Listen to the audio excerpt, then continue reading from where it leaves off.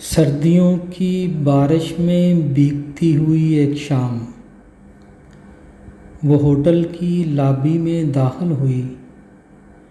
कपड़ों से बारिश के कतरों को झाड़ते हुए उसने वेटर को आवाज़ दी, वेटर, एक कप कॉफ़ी।